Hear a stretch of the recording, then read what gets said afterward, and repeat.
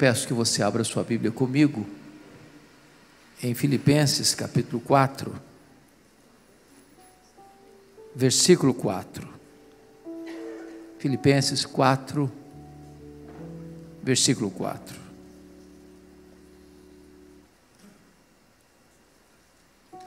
Eu estou acompanhando a versão ARA, Almeida Revista e Atualizada, e nessa versão está escrito o seguinte: alegrai-vos sempre no Senhor. Outra vez digo, alegrai-vos. Eu peço que você repita comigo este versículo. Vamos juntos? Alegrai-vos sempre no Senhor. Outra vez digo, alegrai-vos. Só as mulheres comigo, vamos lá? Alegrai-vos sempre no Senhor. Outra vez digo, alegrai-vos. Só os homens? Alegrai-vos sempre no Senhor. Outra vez digo, alegrai-vos. Todo mundo? Alegrai-vos sempre no Senhor. Outra vez digo, alegrai-vos. Amém. Bom, eu quero começar pedindo licença a vocês para lhes fazer uma pergunta. Na verdade, uma pergunta pessoal. E eu sei que vocês não gostam de perguntas pessoais. Aliás, nós não gostamos de perguntas pessoais, porque toda pergunta pessoal invade a nossa privacidade. Toda pergunta pessoal nos põe contra a parede. E nós não gostamos que ninguém invada a nossa vida sem pedir licença. Mas eu vou lhe fazer esta pergunta como se nós estivéssemos numa conversa bem particular. E a pergunta é esta: você é uma pessoa feliz? Você é uma pessoa feliz? Bom, não precisa ter muita pressa para responder esta pergunta, porque ela não é tão simples e não é tão óbvia como parece. Eu explico. Nós estávamos visitando em 1991 a missão Quassisabanto na África do Sul, onde aconteceu um grande avivamento em 1966. E uma pessoa que nos acompanhava na caravana perguntou à esposa de um dos missionários da missão assim: você é submissa ao seu marido? A mulher deu uma resposta inteligentíssima.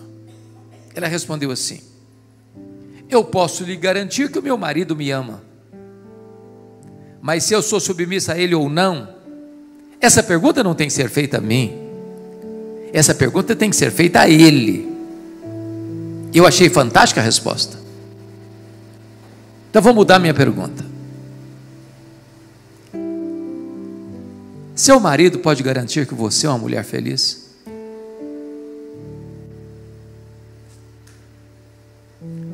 Sua mulher pode garantir que você é um homem feliz? Lá em Provérbios 31 diz que os filhos da mulher virtuosa se levantaram e disseram assim: mamãe é uma mulher ditosa, mamãe é uma mulher feliz. Seus filhos podem dizer isso a seu respeito?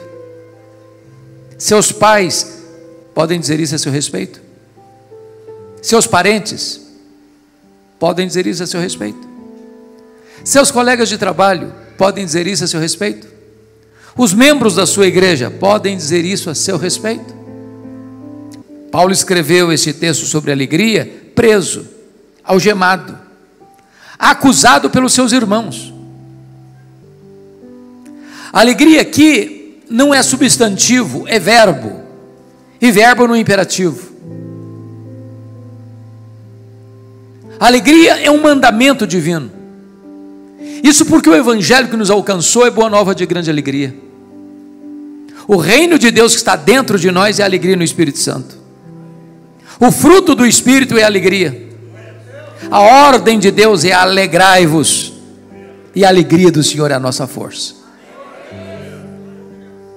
Mas Paulo diz assim: alegrai-vos sempre. Então me permita uma pergunta: você tem problema na sua vida? Ou sou eu que tenho na minha? De vez em quando alguém fica doente na sua família também? Ou só na minha que fica? De vez em quando, ou até de vez em sempre, a grana fica curta lá também? Quando Paulo diz alegrai-vos sempre, o que ele está querendo dizer? Que a alegria do cristão, além de ser imperativa, ela é também ultra circunstancial. Não depende de circunstância. O grande desafio é ser uma pessoa feliz apesar das circunstâncias. Sabem por quê? Porque a alegria do cristão não é uma emoção, não é um sentimento. A alegria do cristão não é apenas a ausência de coisas ruins e nem apenas presença de coisas boas. A alegria do cristão tem nome, tem endereço. A alegria do cristão é Jesus. Se você tem Jesus, você é uma pessoa feliz. Se você não tem Jesus, você pode até ter momentos felizes, mas não é feliz, porque a felicidade tem nome, é Jesus. Então Paulo está dizendo que a alegria do cristão, primeiro, é imperativa, segundo, ela é ultra circunstancial, e terceiro, ela é cristocêntrica. Bom, mas não precisa ser nenhum psicólogo ou entendedor da alma humana para descobrir que há muitos crentes salvos pela graça que não estão desfrutando desta alegria. Há um semblante pesado, há uma aura de tristeza. Basta você conversar com as pessoas, olhar para o semblante delas, para descobrir isso. Há muitos crentes que não estão vivendo aquilo que Pedro diz, uma alegria indizível e cheia de glória. A pergunta é: o que está acontecendo?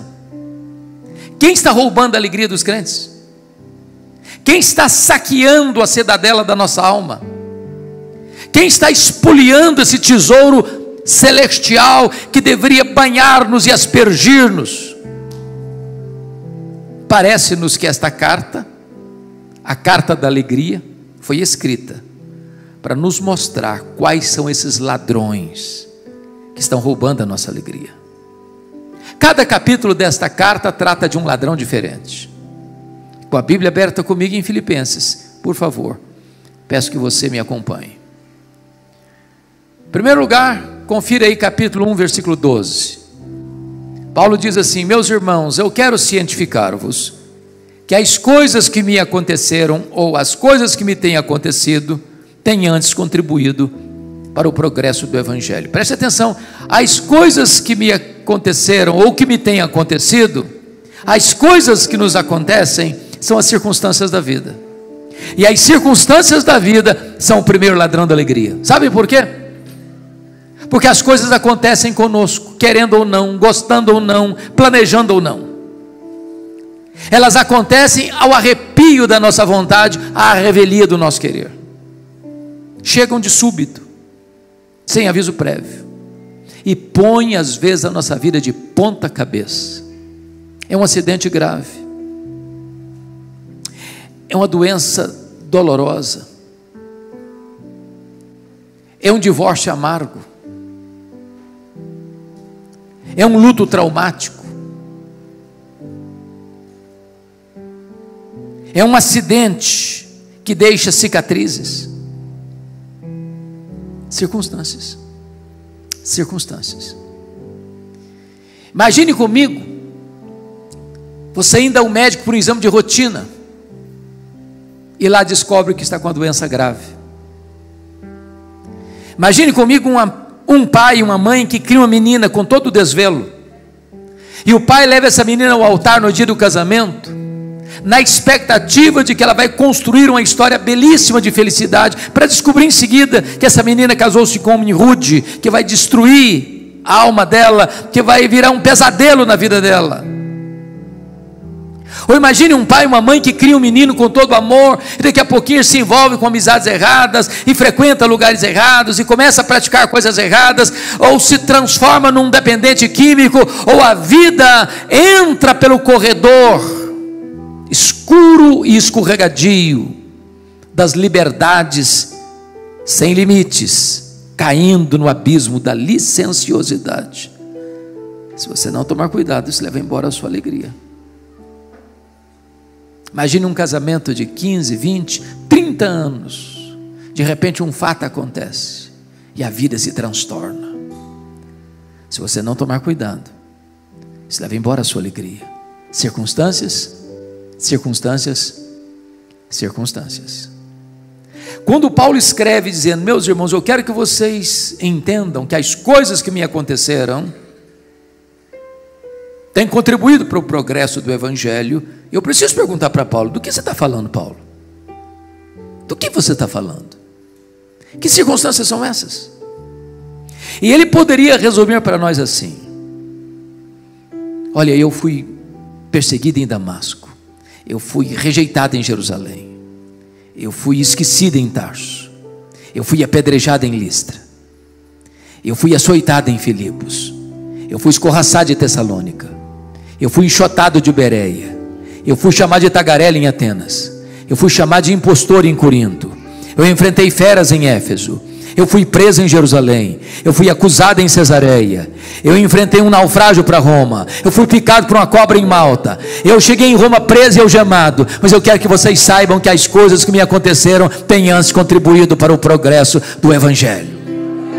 Esse homem não crê em acaso, esse homem não crê em sorte, esse homem não crê em determinismo cego, esse homem não crê em misticismo, esse homem não crê em olho gordo, esse homem sabe que a mão de Deus dirige o seu destino. Se nós não olharmos para as circunstâncias da vida fora desta visão da soberania de Deus, se nós não olharmos a vida pelas lentes da providência de Deus, as circunstâncias levam embora a nossa alegria. Paulo vai testemunhar em Filipenses 1 que pelo fato dele estar preso em Roma, 3 coisas aconteceram. Primeiro, as igrejas foram mais encorajadas a pregar. Quando viram Paulo preso, trabalhando mais que eles, estavam livres, eles se mexeram. Segundo, Paulo diz que toda a guarda pretoriana tomou conhecimento das suas cadeias em Cristo. Em outras palavras, o que era a guarda pretoriana? Era a guarda de elite do imperador. Eram os soldados da mais alta patente do império. Eram 16 mil soldados de escol. Gente que trafegava pelos corredores do palácio e tinha influência política no império. Se Paulo estivesse solto, ele jamais teria alcançado a elite de Roma.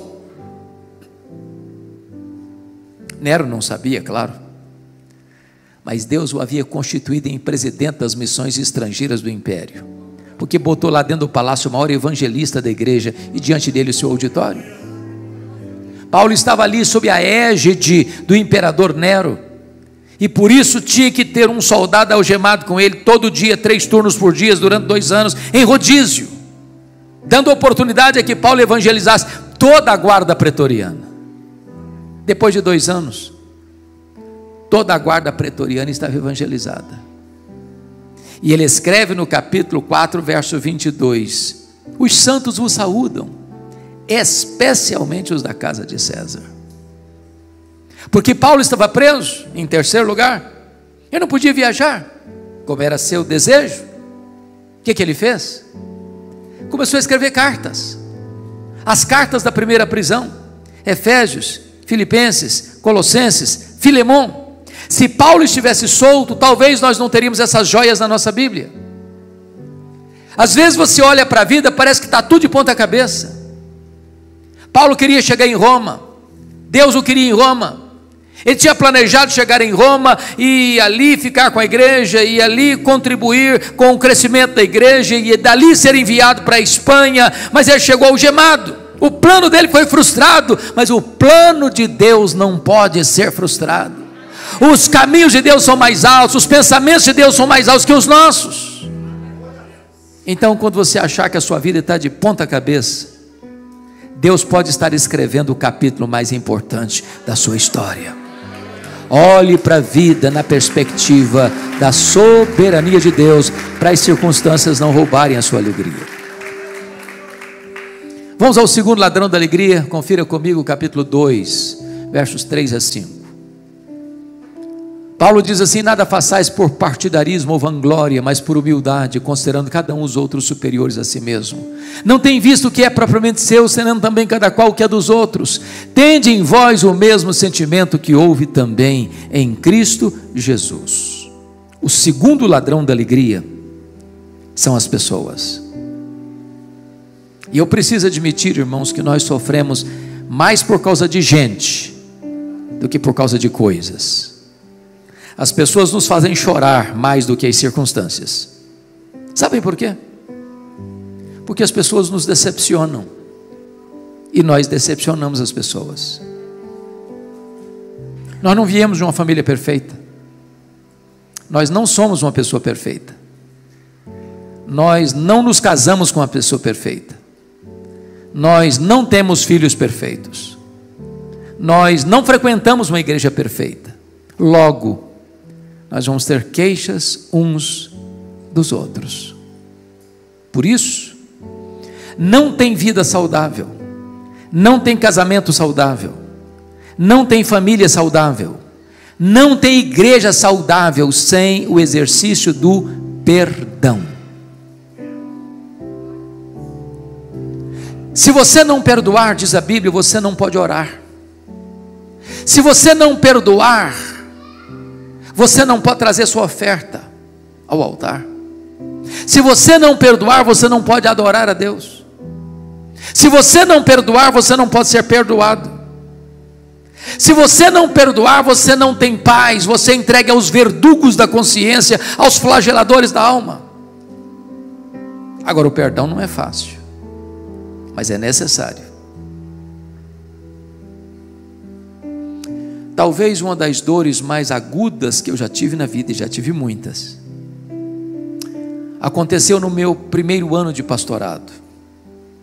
Eu sou filho caçula, e o irmão acima de mim, no dia 1º de agosto de 82, completou 27 anos.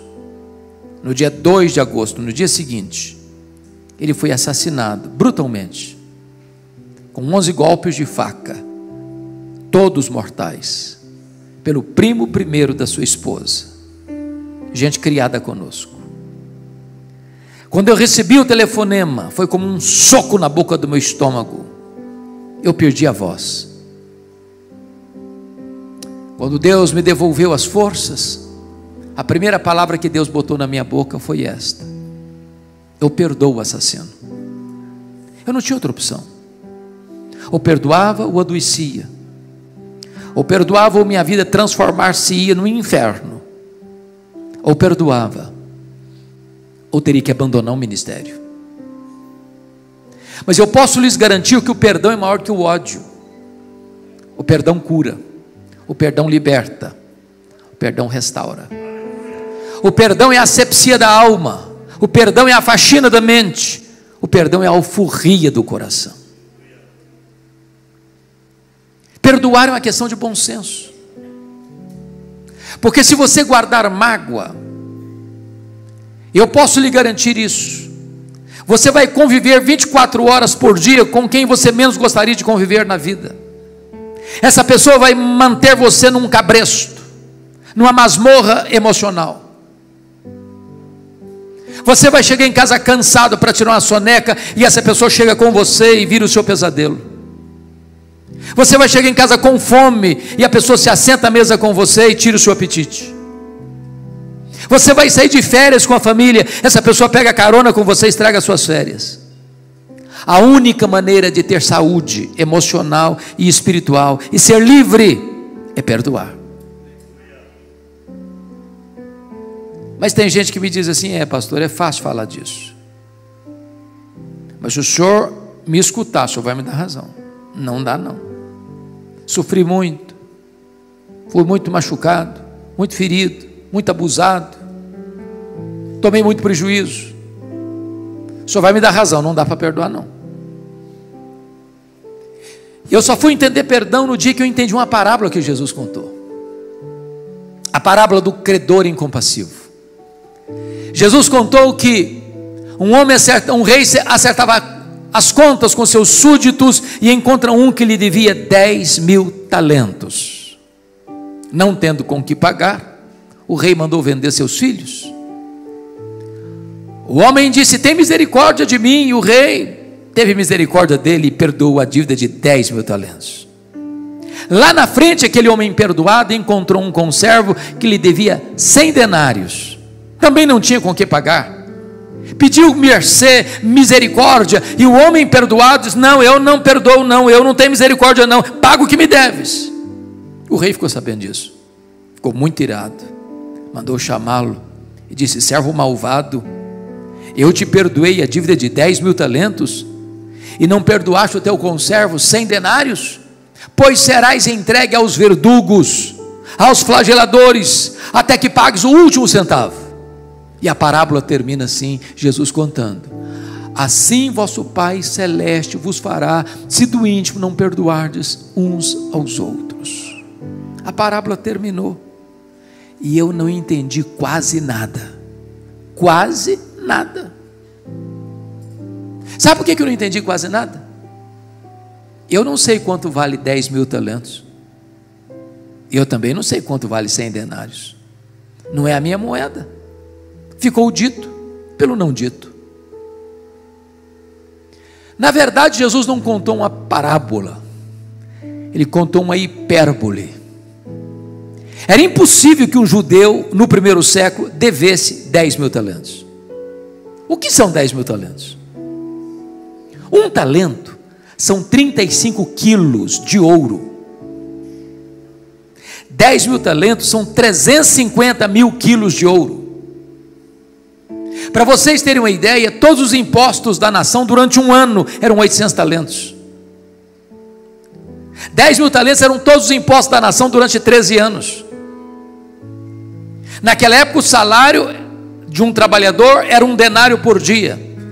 Para um homem ganhando 1 denário por dia juntar 10.000 talentos, ele teria que trabalhar 150.000 anos. Em outras palavras, a dívida do homem era o quê? Impagável. Mas por que Jesus contou esta parábola com a cifra tão grande? Porque este é o tamanho da sua, da minha, da nossa dívida com Deus. Ela é impagável. Entretanto, Deus nola perdoou e perdoou completamente. Bendito seja Deus.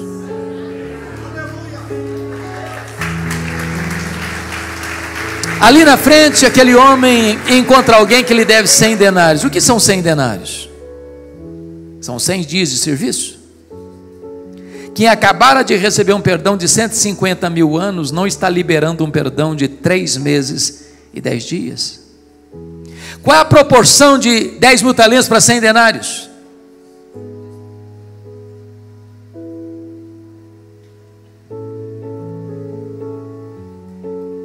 É só você fazer a conta para você perceber que são milhares e milhares e milhares e milhares de vezes maior. Sabe o que Jesus quer dizer com isso? Você nunca pode dizer para alguém: eu não perdoo você, eu nunca vou perdoar você. Sabe o que a Bíblia ensina? Que você e eu devemos perdoar assim como Deus em Cristo nos perdoou.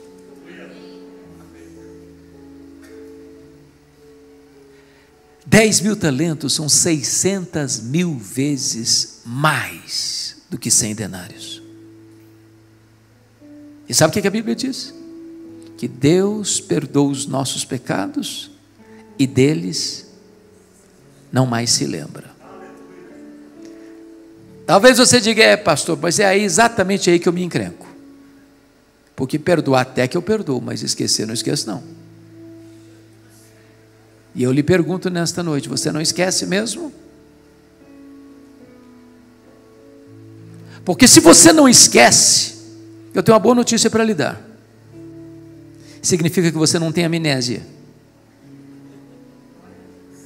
Quando a Bíblia diz que Deus perdoa e esquece, a Bíblia não está dizendo que Deus tem amnésia. Deus não tem perda de memória. Deus é onisciente. Mas então o que a Bíblia quer dizer que Deus perdoa e esquece? A Bíblia quer dizer que Deus nunca mais joga no seu rosto um pecado que Ele já perdoou você. Deus nunca mais cobra de você uma dívida que Ele já perdoou você. E é assim que você e eu devemos perdoar. Portanto, perdoar é lembrar sem sentir dor. A igreja de Filipos é uma igreja maravilhosa, missionária, igual esta igreja aqui é missionária.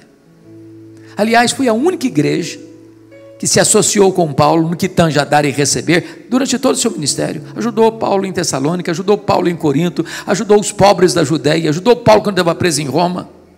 Porém, sendo uma bênção porta para fora, porta para dentro, a igreja era um problema.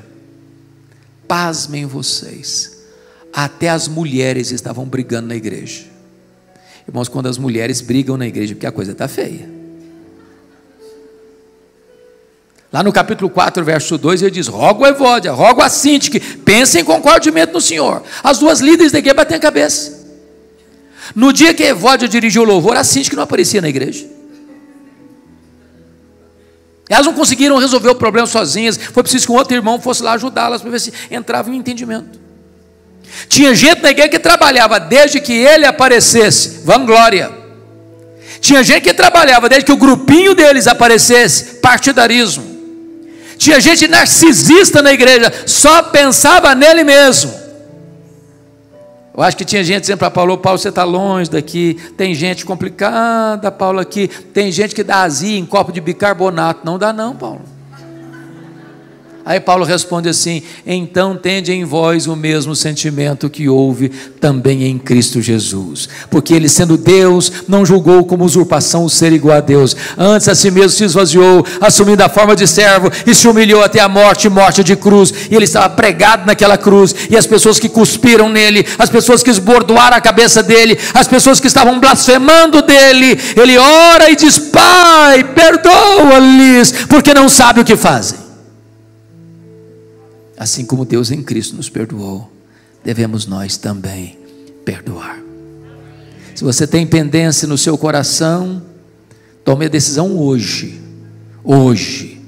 de perdoar. Senão as pessoas vão roubar a sua alegria. Terceiro ladrão, vamos lá? Capítulo 3, verso 19. O destino deles é a perdição, o Deus deles é o ventre, a glória deles está na sua infâmia, visto que só se preocupam com as coisas terrenas. O terceiro ladrão da alegria, eu acho que vocês aqui na Grande Belo Horizonte não enfrentam, né? Preocupação com dinheiro. Dinheiro aqui não é problema, é solução, né? Mas me permita só uma perguntinha. Alguma vez você já brigou com a sua mulher ou discutiu com a sua mulher por causa de dinheiro?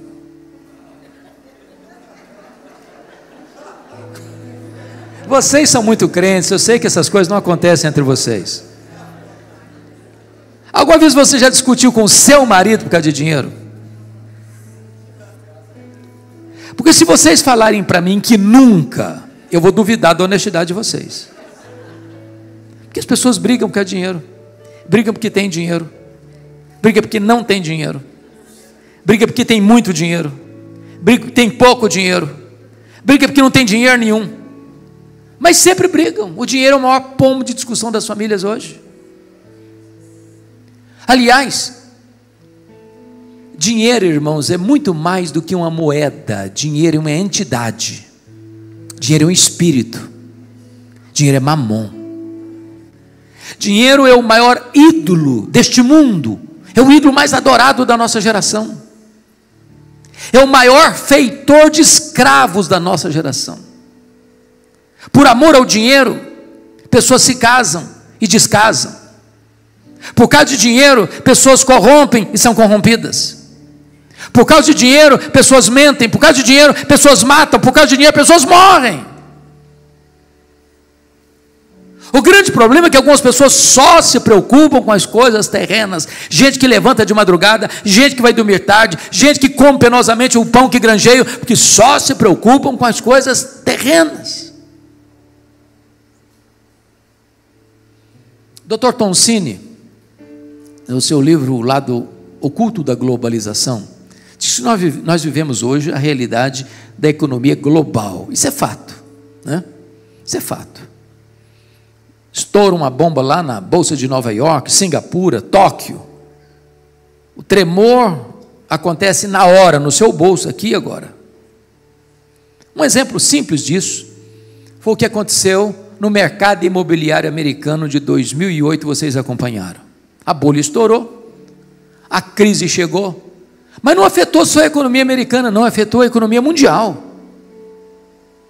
Eu sou do estado do Espírito Santo, e vocês sabem que o Espírito Santo hoje é um dos maiores produtores de rochas ornamentais do planeta, um dos maiores produtores de granitos do mundo. Muitos donos de pedreira no Espírito Santo quebraram, porque o mercado imobiliário americano bambeou as pernas em 2008. A economia global. E nessa economia global, diz Tom Cine que mais de 50% das riquezas do planeta se concentram nas mãos de pouco mais de 100 empresas particulares. Há empresas mais ricas do que países. Por exemplo, a Toyota é mais rica do que a África do Sul. A GM é mais rica do que a Noruega. O Walmart é mais rico do que dezenas de nações. O grande problema é que essas mega empresas querem mais do seu tempo e mais do seu dinheiro. Se o seu casamento acaba, se a sua vida se enrosca toda, isso não interessa. O que interessa é que essa máquina tem que girar. E para essa máquina girar, você tem que consumir mais. E nós mergulhamos de cabeça no consumismo. Quer um exemplo? Na década de 50, alguns já tinham nascido aqui, nós consumíamos 5 vezes menos do que consumimos hoje. Não éramos menos felizes por isso. Eu não sirvo de referência porque fui criado no interior, na roça, na região rural. Que eu me lembre, eu só tive um brinquedo comprado em loja, um carrinho de plástico. Mas eu posso lhes garantir que eu nunca tive crise emocional por isso. Nem meu pai precisou me levar para o psicólogo porque eu estava em crise emocional. Hoje, via de regra, quando uma criança nasce, ela já tem mais brinquedos que ela consegue brincar a vida inteira. Você dá um brinquedo para uma criança hoje, ela brinca longas 2 horas, encosta no canto, até sucata, e quer outro. Se você não der, ela tem crise emocional, tem que levar para o psicólogo. Na década de 70% das famílias dependiam apenas de uma renda para se manter. Hoje, mais de 70% das famílias dependem de 2 rendas para manter o mesmo padrão. Ou seja, o luxo do ontem tornou-se necessidade do hoje. Eu tenho um amigo que tem 3 mulheres. Obviamente eu estou falando da esposa e das 2 filhas. Não pensem mal do meu amigo, por favor, tá? Num dia de casamento, elas disseram assim para ele: temos que comprar sapatos novos. Bom, mas ninguém duvida disso. Casamento é tudo novo. Mas antes de ir para a loja, ele disse assim para elas: vamos dar uma olhadinha no que nós já temos? Abriu um mega power armário e contou 151 pares de sapatos. Tinha que comprar mais. Como é que você chama isso? Consumismo. Então vou lhe dar uma definição de consumismo. Consumismo é quando você compra o que você não precisa, às vezes com dinheiro que você não tem, para impressionar pessoas que você não conhece. O grande problema é que algumas pessoas só se preocupam com coisas terrenas. O Dr. John Rockefeller foi o primeiro bilionário do mundo, foi o primeiro homem a juntar $1 bilhão no mundo, foi John Rockefeller. Ele disse assim: o homem mais pobre que eu conheço é o homem que só tem dinheiro. Talvez as pessoas mais felizes do mundo são aquelas que chegam em casa cheirando graxa e comem um bom prato de arroz com feijão e dormem a noite toda bem dormida. Quando Rockefeller morreu, um curioso foi ao cemitério e ele deu um jeitinho de encostar no contador do Rockefeller, que também estava presente, para fazer uma pergunta. Ele encostou bem e perguntou assim: e aí, cara, me conta aí, quanto é que o Dr. John Rockefeller deixou? O contador, espantado, olhou para ele e disse: você não sabe? Falei: não, me conta. Rapaz, ele deixou tudo, ele não levou nem um centavo. Não tem gaveta em caixão, não tem caminhão de mudança e enterro. A Bíblia diz que nós não trouxemos nada, nós não vamos levar nada, portanto, tendo o que comer, o que beber e o que vestir, com isso estejamos contentes, porque a piedade com contentamento é grande fonte de lucro, mas o amor do dinheiro é a raiz de todos os males. Paulo diz em 1 Timóteo 6, que o dinheiro é buscado pela sociedade por dois motivos. Primeiro, as pessoas buscam segurança no dinheiro. O dinheiro dá conforto, o dinheiro dá uma casa bonita, o dinheiro dá viagens maravilhosas, o dinheiro paga diárias de hotéis maravilhosos, o dinheiro leva você para os restaurantes mais caros, para usar as roupas de grifes mais requintadas, mas o dinheiro não protege você. A seta da morte atinge o palácio mais alto, com as trancas mais seguras. Esta pandemia provou isso. Um dos aspectos que mais me marcaram nessa pandemia foi que um dos mais ricos banqueiros do mundo morreu de Covid. E a filha disse: o que é mais triste é que o meu pai, sendo dono de um império econômico, morreu por aquilo que é de graça, o ar nos seus pulmões. Outras pessoas pensam que o dinheiro vai trazer felicidade. E Salomão, que foi o rei mais rico, que ajuntou fortunas, diz que ele procurou a felicidade na bebida, procurou na riqueza, procurou no sexo, procurou nas aventuras, procurou nas realizações e na fama, e descobriu que tudo isso não passava de vaidade, um vapor, uma bolha de sabão. E eu não estou dizendo que a riqueza é ruim, não, a riqueza é uma bênção. A Bíblia diz que é Deus quem dá riqueza. É Deus quem fortalece as nossas mãos para adquirirmos riquezas. Riquezas e glórias vêm de ti. A riqueza é uma bênção, desde que ela seja servo e não patrão. O problema não é ter dinheiro, o problema é o dinheiro nos ter. O problema não é possuir dinheiro, o problema é o dinheiro nos possuir. O problema não é dinheiro como instrumento, o problema é dinheiro como Deus. A Bíblia diz que se você amar o dinheiro dele, nunca você vai se satisfazer, nunca, nunca, nunca. Sabe por quê? Só Jesus pode fazer você feliz. O dinheiro é bom, mas o dinheiro não faz você feliz. Quem faz você feliz é Jesus, é Jesus, é Jesus. Então, se você botar o coração no dinheiro, ele vai roubar a sua alegria. Vamos ao último ladrão da alegria? Capítulo 4, versos 6 e 7. Veja aí comigo. Não andeis ansiosos de coisa alguma, em tudo, porém, sejam conhecidas diante de Deus as vossas petições pela oração e pela súplica, com ações de graças, e a paz de Deus, que excede todo entendimento, guardará o vosso coração e a vossa mente em Cristo Jesus. Bom, o quarto ladrão da alegria é a ansiedade. E me permita uma pergunta. Conforme o Lucas já disse aqui hoje, a doença deste século, ou a doença da nossa geração, não é Covid, é depressão, é ansiedade, atingindo pessoas de todos os estratos sociais, de todas as faixas etárias, e de todos os credos religiosos. Irmãos amados, eu vou falar baixo, porque tem criança aqui hoje. Até as crianças estão ansiosas. Também puderas. Hollywood fez uma pesquisa, e descobriu que as crianças gostam de filmes, de brinquedos e de jogos de ação. Eu até lhe garanto que se você for assistir tudo que passa hoje de programas infantis, você não dorme de noite com a luz apagada. As crianças estão estressadas. Eu gosto muito de brincar com as crianças. Um dia eu cheguei na igreja, tinha uma criança brincando assim, tranquila, aparentemente. E eu me aproximei dela e disse assim: que vidona, hein, filha? Ela voltou-se brava para mim e disse: o senhor é que pensa. Eu falei: coitada, a menina estava estressada. Eu estava pregando em São Paulo há um mês e pouco, no intervalo de uma palestra para outra, subi para tomar um cafezinho, tinha um menino uns 10 anos fazendo uns desenhos, eu falei: e aí, filho, como é que está a vida? Estou estressada, pastor, muito estressada. Eu falei: que é isso? Sabe o que significa a palavra ansiedade na língua grega? Estrangulamento, puxar em direção ao poste e sufocar, apertar o pescoço, tirar o oxigênio. Tem muita gente assim. E Jesus foi categórico em dizer que a ansiedade é inútil. Porque por mais ansioso que você esteja, você não pode acrescentar ao curso da sua vida 45 centímetros, um côvado. E mais, ela é prejudicial. Sabe por que prejudicial?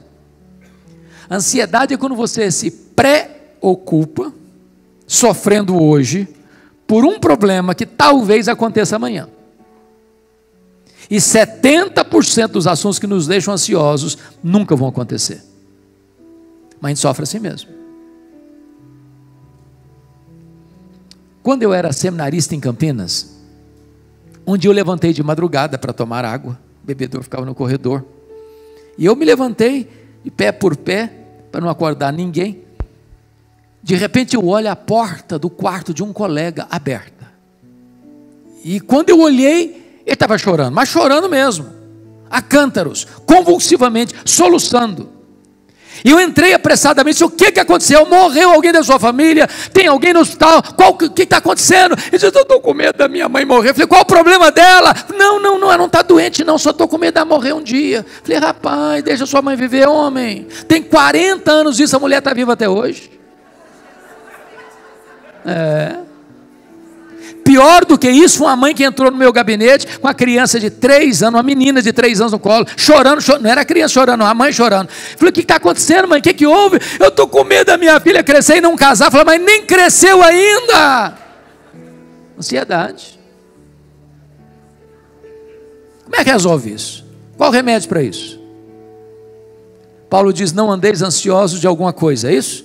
Não andeis ansiosos? Coisa alguma. E o que é coisa alguma? Não é coisa alguma, não precisa botar a legenda não, está claro. Como é que resolve isso então? Ele diz, em tudo porém sejam conhecidas diante de Deus as vossas petições, pela oração, pela súplica, com ações de graças. A palavra orações aí, no grego, é a mesma palavra para adoração. Então ele está falando de 3 coisas. Você resolve a ansiedade quando você adora a Deus, quando você suplica ou pede a Deus, e quando você dá graças a Deus. Então me permita uma pergunta. Você sabe qual a diferença entre adorar a Deus e dar graças a Deus? Você adora a Deus por quem Deus é, e você dá graças a Deus pelo que Deus faz. Então eu vou fazer uma oração de adoração, o que Paulo mandou fazer, para resolver o problema da ansiedade. E eu chego para Deus e digo assim, meu Deus, eu quero te adorar, porque Tu és o Deus da minha vida. Tu és o meu Criador, Tu és o meu provedor, Tu és o meu protetor, Tu és o meu consolador, Tu és o meu redentor. Eu quero te adorar por quem Tu és o único Deus vivo e verdadeiro, Tu és o Deus autoexistente, Tu és o Deus infinito, Tu és o Deus imenso, Tu és o Deus eterno, Tu és o Deus imutável, Tu és o Deus onipotente, Tu és o Deus onipresente, Tu és o Deus transcendente, Tu és o Deus soberano, Tu és o Deus de amor, Tu és o Deus de misericórdia, Tu és justo, Tu és bom, Tu és verdadeiro, Tu és a minha alegria, Tu és a minha paz, Tu és a minha justiça, Tu és a minha herança, Tu és a razão da minha vida, em nome de Jesus, amém. Aí eu termino essa oração e digo assim para Deus, oh Deus, mas eu estou tão ansioso, Senhor, não combina mais, combina não, ou você retira a oração, ou retira a ansiedade. Sabe qual a maior necessidade da igreja, irmãos? É conhecer a Deus. Dr. A.W. Tozer diz que o maior problema da igreja é que ela passa a maior parte do tempo olhando para o seu próprio umbigo, tomando o seu próprio pulso. Mas o povo que conhece a Deus é um povo forte e ativo. Quem é o seu Deus? Quão grande é o seu Deus? Quão magnífico é o seu Deus?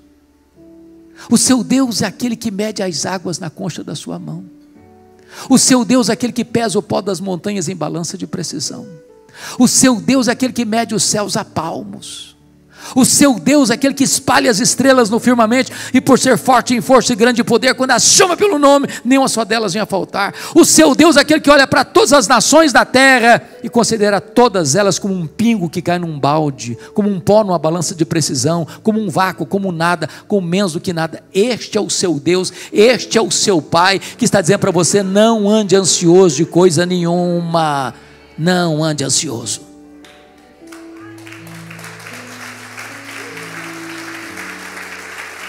Como é que você vai resolver o problema da ansiedade? Paulo disse o seguinte: você quer resolver o problema da ansiedade? Você pode chegar para Deus e apresentar a Ele o seu pedido, a sua súplica. Fala para Ele. Ele conhece você, Ele criou você, Ele conhece a sua estrutura frágil.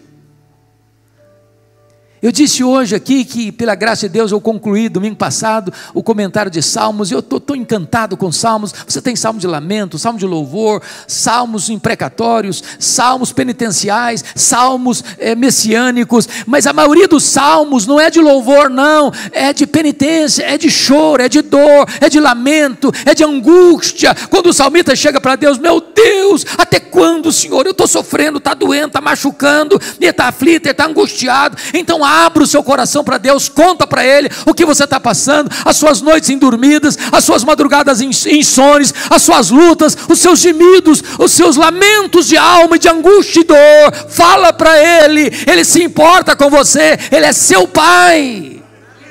Coloque todo o seu fardo, toda a sua ansiedade aos pés do Senhor Jesus. Você quer ficar livre mesmo da ansiedade? Paulo diz assim: comece a dar graças a Deus.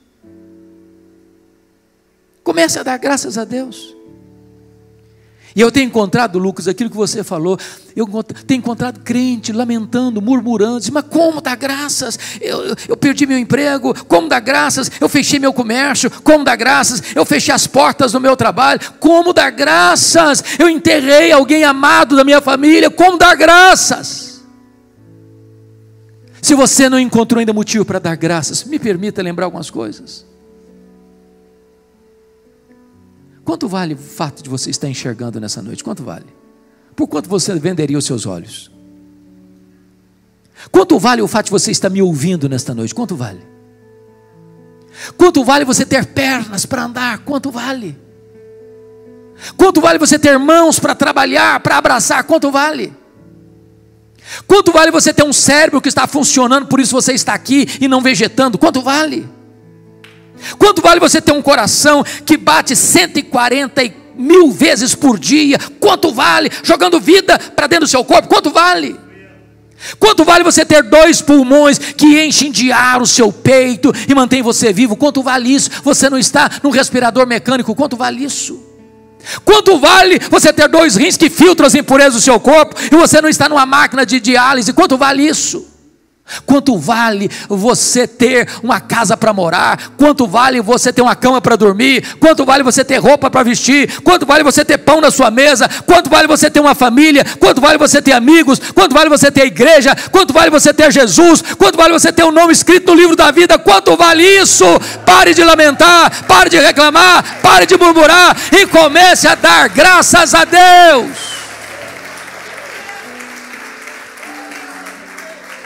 E Paulo diz que quando você faz isso, a ansiedade tem que ir embora, e a paz de Deus, que excede todo entendimento, guardará o vosso coração e a vossa mente. Sabe por quê? Porque a ansiedade é um pensamento errado e um sentimento errado.